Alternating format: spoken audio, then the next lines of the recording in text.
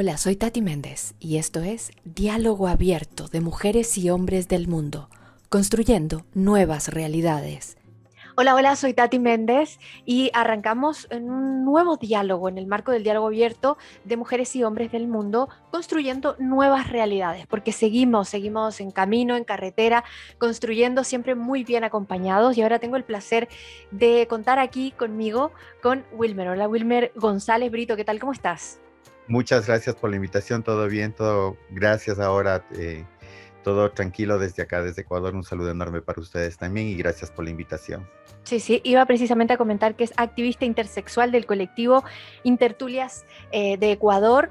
Y bueno, pues que tenemos el placer, muchísimas gracias de poder conversar contigo porque el diálogo es necesario siempre llevarlo a cabo y hacerlo desde diferentes perspectivas, desde diferentes ángulos y por supuesto con todo el mundo, ¿no? Incluyendo a todo el mundo, porque todas las opiniones son muy importantes y se nos quedan muchas. Pero, estamos ahora contigo y, y bueno, pues vamos a arrancar, ¿no? Y lo Sí. primero que te voy a preguntar desde tu perspectiva, desde tu carretera de vida, ¿cómo ha sido para ti la posibilidad real de poder dialogar respecto a tu propia vida? Bueno, para nosotros, hablo en plural y hablo en personal, como cuerpos intersexuales, es medio más complicado, se nos ha invisibilizado.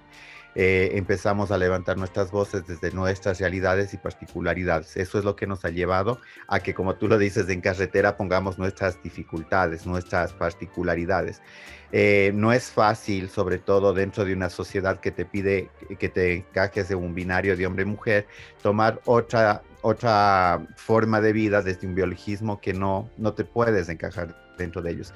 Y aún más romper todas estas estructuras que viene desde la cirugía, desde la castración médica y la castración social que le llamo yo, donde nuevamente quieran asimilarte a una de las dos realidades. O bien eres hombre o bien eres mujer y no hay más posibilidades. Ujú. Tenemos que hacer muchos cambios como sociedad, eso está claro, estamos seguros de ello. Y para comenzar a dialogar, pues también, mm, primero me gustaría escuchar los reclamos, o sea, tus reclamos a esta sociedad. Luego ya iremos a las propuestas, pero vamos a empezar con los reclamos. Bueno, como reclamos, lo primero sería, por ejemplo, hemos llevado también las voces de decir no más mutilación, no más cirugía, déjenos crecer en libertad, que nuestra niñez y nuestra adolescencia intersex pueda todavía crear proyectos de vida en donde ellos decidan a futuro qué cirugías necesitan, puesto de que esto viene desde consentimientos informados, entre comillas, aceptados por nuestros padres o muchas veces sugerido por los médicos. Que se borre esa idea de que quieren mejorar la calidad de salud o el bienestar emocional nuestro con las correcciones sexuales que nos pueden hacer, sin tomar en cuenta las secuelas que estas pueden traernos a futuro, incluso a los estados, no solamente a mi estado ecuatoriano, sino a los diferentes estados, porque conozco las realidades de algunos, que se empiece a generar políticas donde reconozcan los cuerpos intersexuados, que reconozcan la política de salud, que reconozcan el derecho a una educación libre de violencia y sobre todo a estos procesos informativos al resto de sociedad donde nos den la plena libertad de seguir siendo personas sin miedo, sin tabúes y que no nos obliguen a invisibilizarnos. Ujú. Mira, me surge una pregunta a propósito de lo que estabas hablando y que he visto bueno, en redes y en diferentes medios, que se toca mucho el tema, ¿no? De la intersexualidad en los niños, por ejemplo, eh, y de repente escuchas a niños que yo no sé realmente, ¿hay algún tipo o hasta qué punto es la influencia social, la influencia familiar, la influencia del miedo, o sea, del miedo y del miedo también, ¿no? Que está ahí detrás, para que un niño pueda decir lo que dice, vivir como, ¿cuál sería la forma más sana de vivir esa intersexualidad? Ya, justamente nosotros dentro de nuestros espacios en Interstulias hemos ido haciendo estas propuestas que para vivir la intersexualidad, lo primero que te olvides de estas etiquetas de personas, que te olvides de que hay hombres, de que te olvides que hay mujeres, que hay cuerpos intersexuados, que te olvides de lo LGBTI, simplemente que vayas haciendo construcción de personas para personas, como lo he planteado. En el tema, por ejemplo, de que no le pongas los sustos a la familia cuando la familia espera que tenga un niño o una niña y sale el médico, le dice, sabe que hay una dificultad, hay una anomalía, hay una malformación muchas de las veces, y dicen el niño tiene 2 caracteres sexuales, y se encajan incluso solamente a que tienes que tener los 2 órganos sexuales para estar dentro del campo de intersexualidad, y desconocen las otras 200 formas de ser intersexuales. Luego, como a estas familias, desde el primer instante, con una información mal dada, les obligas al miedo que decías tú, a invisibilizar dentro del proceso familiar mismo, y luego al temor, a estas burbujas que se empieza a crear para que el resto de sociedad no le pueda hacer daño al infante, al adolescente o al niño o la niña. En este caso también, desde las experiencias de algunos compañeros, hemos escuchado, por ejemplo, cómo la familia piensa en salir de fuera del país, en fuera de la ciudad, para crear un nuevo estilo de vida con este imaginario de donde nadie nos conozca, donde nadie sepa lo que te va sucediendo, ¿sí?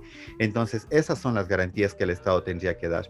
Un Estado que vaya desde el sistema de salud, que lleve, no con sigilo, pero que sí con responsabilidad, los acompañamientos correctos, un acompañamiento que decíamos nosotros incluso que sea interdisciplinar, el médico, el endocrinólogo, tiene que estar un psicólogo, un terapista familiar, para que el acompañamiento específico venga desde papá, mamá, y luego ellos también puedan hacer el acompañamiento de construcción del niño o la niña, según cómo se vaya decidiendo a futuro.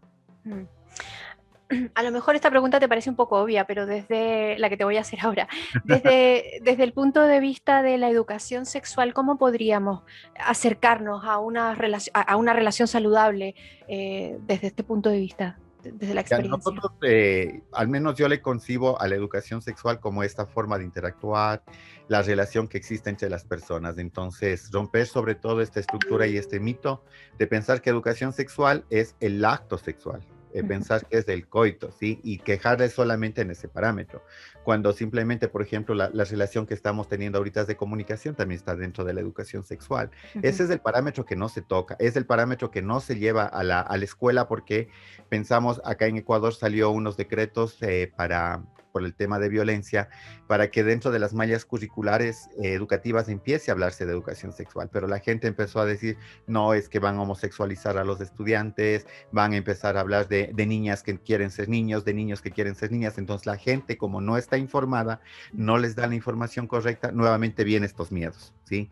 Para mí, por ejemplo, siempre he dicho, no existe homofobia. Para mí lo que existe, o miedo al homosexual, sino este miedo al desconocer la forma de vida de la otra persona, ¿sí? Es lo que más produce estos alejamientos, estas violencias y estos procesos de discriminación. Entonces yo creo que con una buena información sobre los temas de educación sexual, netamente lo que significa hacer una educación sexual, como que la gente cambiara también su cultura de educación. ¿Qué otro tipo de propuestas podríamos plantear ahora aquí para poder generar realmente un diálogo constructivo, ¿no? Además de lo que ya hemos dicho, por supuesto?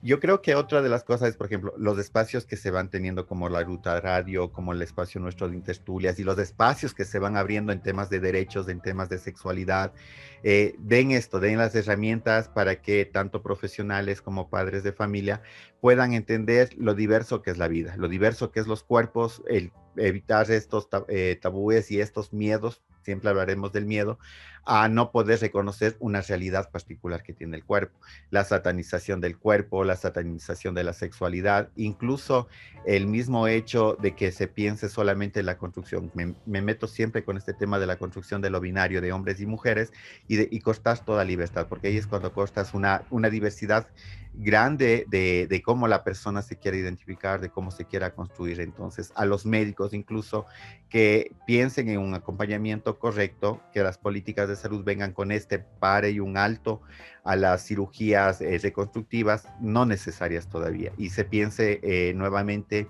en la construcción de hacer todo en base a la necesidad del cuerpo, porque ponte, te pongo el ejemplo, a mí me han hecho cirugías, pero estas cirugías me han traído secuelas, ¿sí? Entonces no podemos decir que con el consentimiento informado que dio mi mamá en este caso, se mejoró mi calidad de vida. Para mí se empeoró. encima el tema bienestar emocional también lo vas afectando, porque luego de enterarte que si te construyeron de forma masculina y resulta que tenías otras particularidades, tenías una intersexualidad y se te cambia el mundo, se te gira el mundo y empiezas nuevamente a quererte construir de acuerdo a tu propia realidad. Los que vamos rompiendo sobre todo este miedo, esta forma de cómo la sociedad también nos invisibiliza. Entonces eso hacemos, el llamado de atención a la sociedad a romper etiquetas, a romper procesos de discriminación. Mira, para las personas que a lo mejor no comprenden muy bien, porque hay mucha desinformación, la verdad, respecto a este tema, me gustaría que nos comentaras concretamente, pues, de qué manera tú podrías enseñarnos o mostrarnos o decirnos o informarnos qué es una intersexualidad realmente, no de diccionario, sino desde la vida. Sí. Sí. Bueno, para nosotros es específico y es tan clave como tú lo dices, no lo de diccionario, no el concepto médico, porque el concepto médico patologiza y le hace que se hace sentir como que es una enfermedad. Nosotros simplemente decimos que el cuerpo intersexual es el que tiene unas características diferentes a los otros cuerpos, pero esas características que tienen que ser respetadas. El hermafroditismo que puede existir desde las realidades de dos órganos sexuales, puedes tener también las condiciones, por ejemplo, desde lo cromosómico, desde los tejidos, puedes tener también factores endocrinológicos que te puede crear estos procesos de intersexualidad. Aquí me gusta siempre en este proceso citar a Manuel Lucas, un doctor sexólogo español también, que él dice que todas las personas nacemos de intersexualidad, entonces todos tendríamos que hacernos un cariotipo, porque incluso tú misma no podrías saber si de pronto eres una persona intersexual, entonces no puedes juzgar algo que tú también lo desconoces y que de pronto podría ser una de tus particularidades.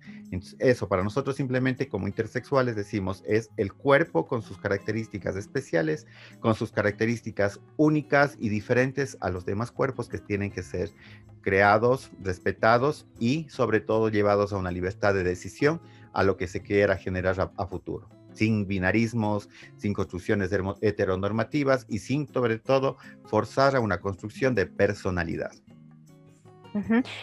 Se sabe poquito, no se habla, no se dice como muchas cosas que tienen que ver con la sexualidad. ¿Qué porcentaje aproximadamente manejan ustedes de personas intersexuales? Ya, tenemos más o menos un porcentaje que dice que de cada 100 el 1.5% son intersexuales, más o menos por ahí va la relación. Se hace una relación más didáctica cuando se dice el mismo porcentaje de intersexuales es el mismo porcentaje de pelirrojos en el mundo. O sea, quiere decir que es mínima. Y ese es un problema dentro de salud pública. Como los porcentajes, los números, las estadísticas no te da, los estados no hacen inversión en salud pública porque para ellos, desde el tema gubernamental, es malgastar recursos cuando tienes que pensar en mayorías, no en minorías. Y las problemáticas de minorías es las que quedan de lado. Luego, el tema, por ejemplo, acá hablando desde la realidad de Ecuador, el poderte hacer estos exámenes, a poder hacerte las realidades que no te viene desde el sistema público o el sistema social público, es costoso. Y es por eso que las familias prefieren no hacer estos estudios si no es simplemente cuando tienes la condicionante de órganos sexuales. Y los otros los dejas de lado, ¿sí? Y tampoco es que acompañas y te olvidas y dejas las consecuencias que puede traer, por ejemplo, una intersexualidad desde un tejido, desde un proceso cromosómico, o cómo hacer el acompañamiento. Entonces, no hay ninguna política, nuevamente, no hay ninguna cosa que haga que estos cuerpos estén acompañados y que tengan un desarrollo de vida dentro de bienestar. Uh-huh. Desde vuestro colectivo, ¿en qué están trabajando en este momento específicamente? ¿Y tienen conexión con otros colectivos de otros lugares del mundo? ¿Existen? Sí, ahorita estamos articulándonos con 2 colectivos más en Argentina, nos estamos abriendo espacios, tenemos 12 años de colectivo. Como colectivo lo que hemos hecho es el acompañamiento entre pares, primero, no quisimos ser todavía públicos, era como esta solidaridad de mi dolor es tu dolor y compartir cuáles eran nuestras problemáticas y que estas problemáticas también sean acompañadas por nuestras familias. Luego dijimos, tenemos que romper el silencio porque los colectivos o las personas que estaban hablando por nosotros agradecemos esa solidaridad, pero no hablaban nuestras realidades, hablaban solamente desde lo poco que se conocía.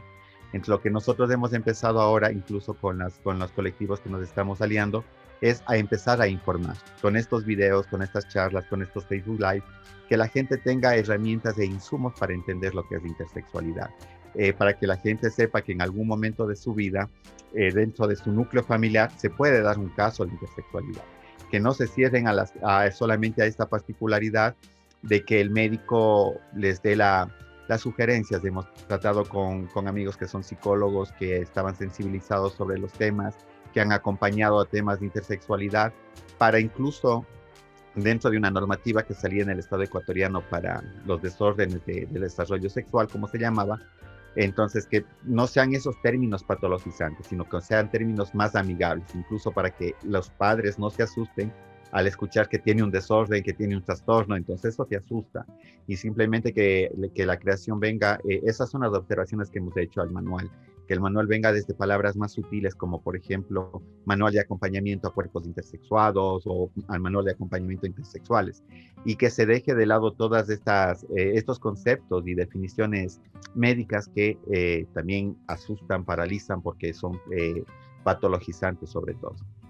O sea, hay un trabajo que se agradece mucho con las familias y con las personas específicamente que viven esta realidad. Y también me doy cuenta que también han hecho muchas pues, iniciativas y cambios a nivel institucional, ¿no? Gubernamental y demás, en cuanto a leyes y tal. Pero para la gente de a pie, el resto de las personas con diferentes realidades, ¿qué se hace urgente? ¿Cómo podemos dialogar en este momento? ¿Qué es lo que sería importante empezar a dialogar para la gente de todo el mundo? Y a nosotros nos llevamos una concepción que decimos que la gente tiene que dialogar contigo con lo que se ve, con lo que es el canon corporal, cómo tú te presentas y cómo te identificas. La gente tiene que olvidarse de los tratos, por ejemplo, desde los sexos, desde tus órganos sexuales.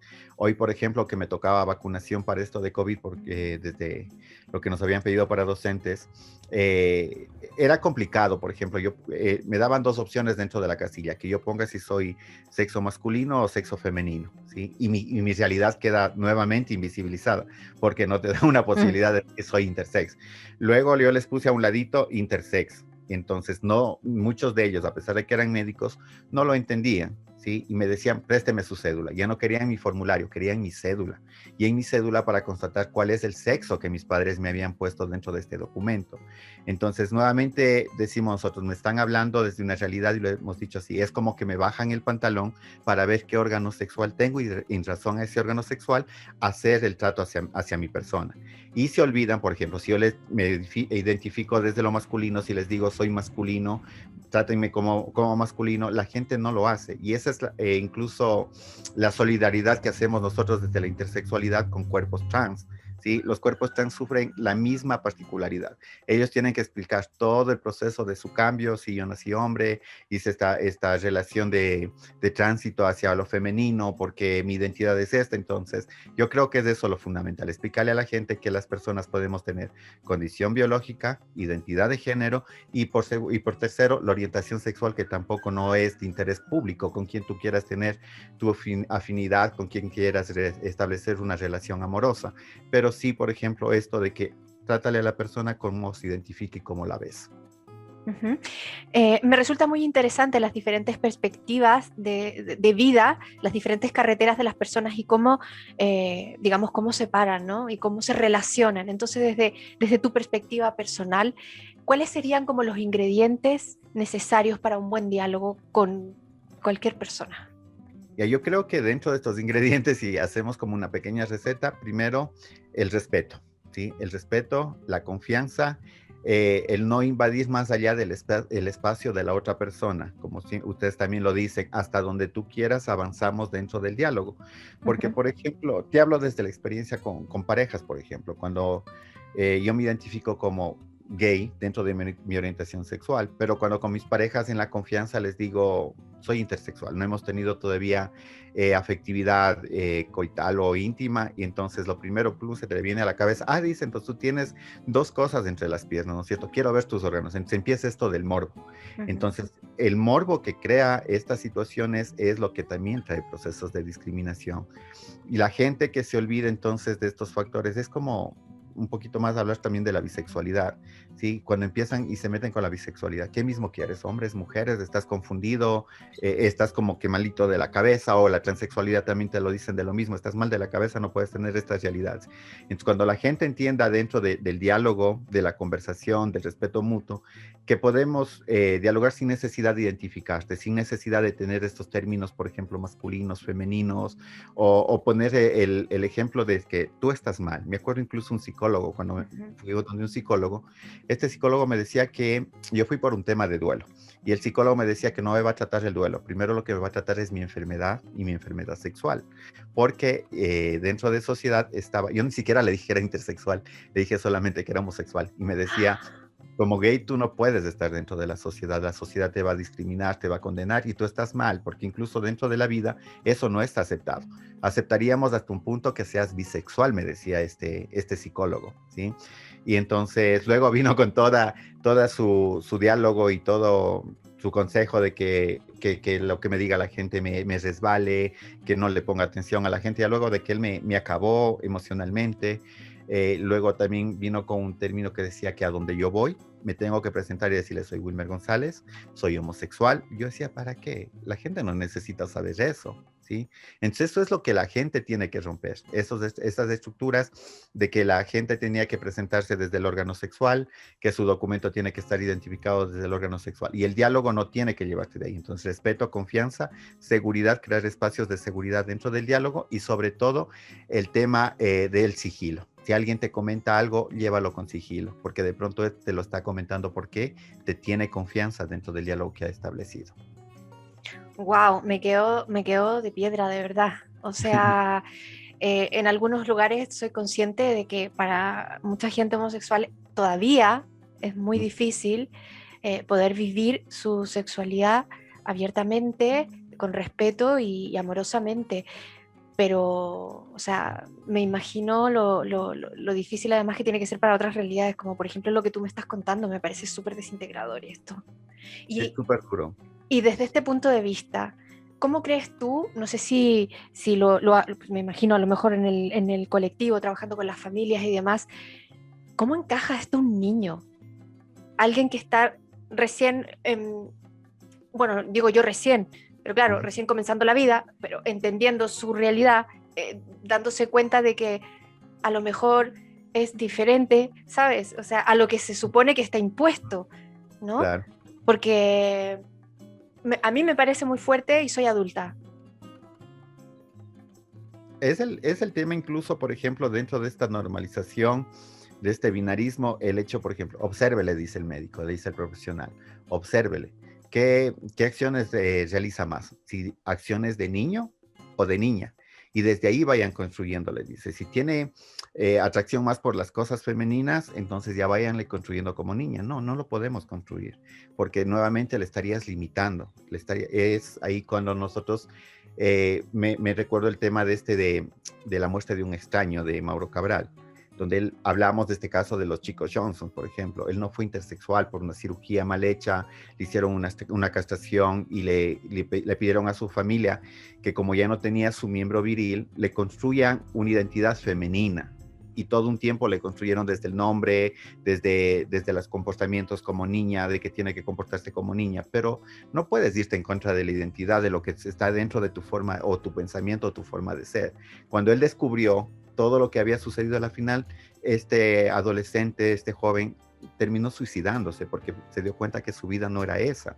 Y eso es lo que producimos cuando queremos reforzar estereotipos. Me acuerdo, como educador, me vino una vez un caso, no de intersexual, pero era una docente que me mandaba un informe para que le haga el estudio a un niño de 5 años. A este niño, según la docente, ella ya asimilaba que el niño es gay. ¿Y por qué era gay? Porque no se juntaba solo con las niñas, no quería jugar con los niños a la pelota, él no usaba la cancha en el momento, o el patio para el momento del receso. Se puso a pensar también en los juguetes que el niño cogía para el momento de recreación. Entonces yo le decía que no, que quien está mal es ella, porque ella está haciendo un prejuicio desde lo adultocentrista. Ella le está catalogando a un niño con lo que no es, ¿sí? Y ahí es cuando hemos hablado también este tema de lo afeminado. No porque seas afeminado quieres decir que eres homosexual, ¿sí? Ujú. Hay hombres tan corpulentos, tan masculinos y a la final terminan siendo homosexuales.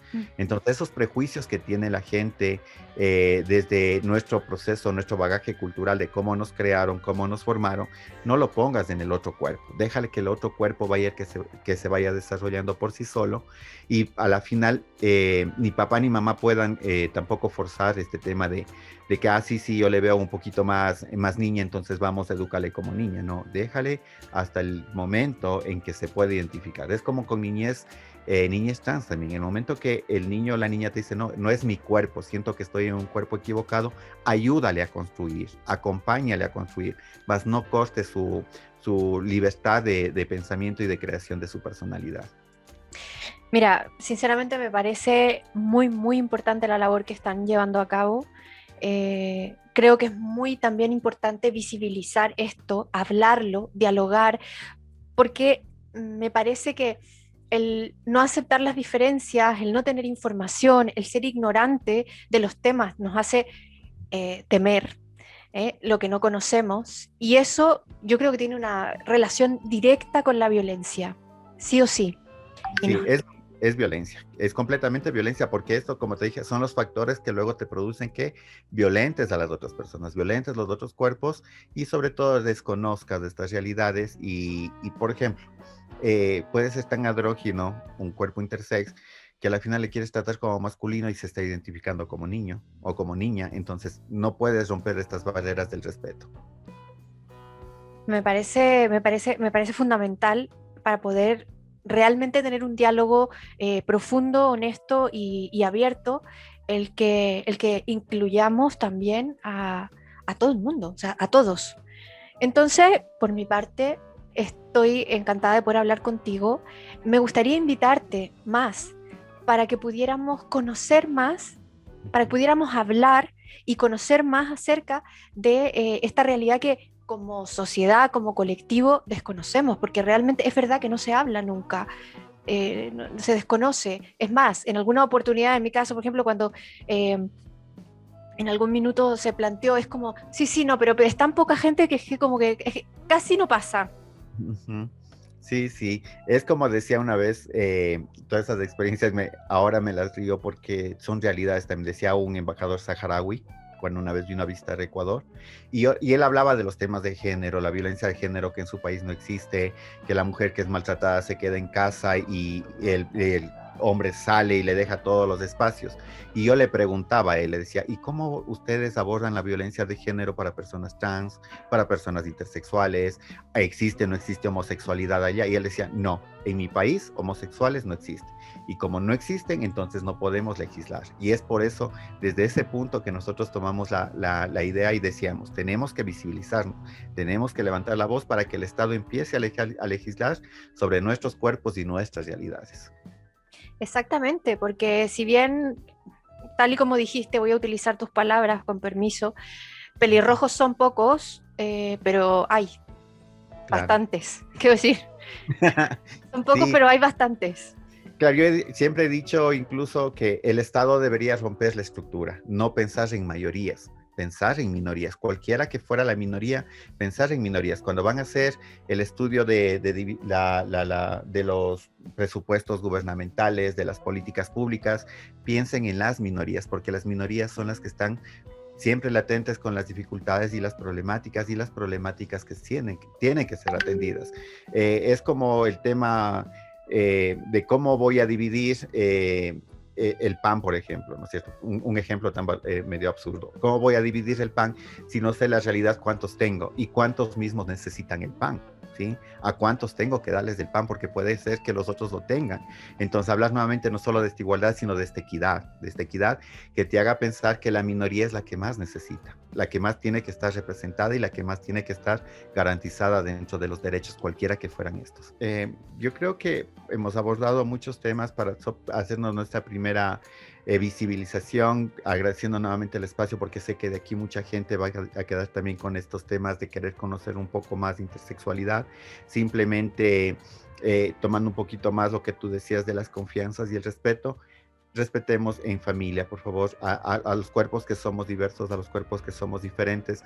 No creemos esta cultura de miedo, sino esta cultura de acompañamiento. Y si es que algún educador nos están viendo, por favor, también tomen muy en claro el tema de cómo llevar desde clases, desde nuestra aula, desde nuestro grupo, el no discriminar a nadie, ¿sí? Porque muchas de las veces también nos quedamos en estas políticas creemos de que hay que crear políticas propias para personas afro, para indígenas, para los de diversidad sexual. Entonces, no, creemos unas políticas que sean englobadas, que garantice a todos por igual y no tengas que estar legislando por separado, incluso hasta para economizar recursos que el Estado siempre quiere estar en economía, entonces también vas a economizar recursos. Me gusta esto, ¿no? Pensemos en el colectivo, pero pensando que ese colectivo hay mucha diversidad. Entonces pensemos, como se dice, ¿no? En grande, pero centrándonos en cada uno es imposible, pero sí aceptando que existe la posibilidad de que no seamos todos iguales. De hecho, las sexualidades son únicas e irrepetibles, por lo tanto es imposible claro. Que seamos iguales, ¿no? Bueno, yo estoy encantada y de verdad te dejo la invitación para que sigamos conversando en ruta, para que sigamos visibilizando esta situación que, claro, es que como todo lo que tiene que ver con la sexualidad son cuestiones que están en nosotros, que están incorporadas en nosotros y que tenemos que poder convivir sanamente con ello, nosotros mismos y también en sociedad, en colectivo. Así es que muchas gracias. Gracias por la invitación y muchas gracias a las próximas invitaciones que nos puedan hacer para seguir hablando del tema. Cuenta con ello, porque creo que es muy importante hablar de esto. Muchas gracias. Gracias. Una buena noche. Buenas noches.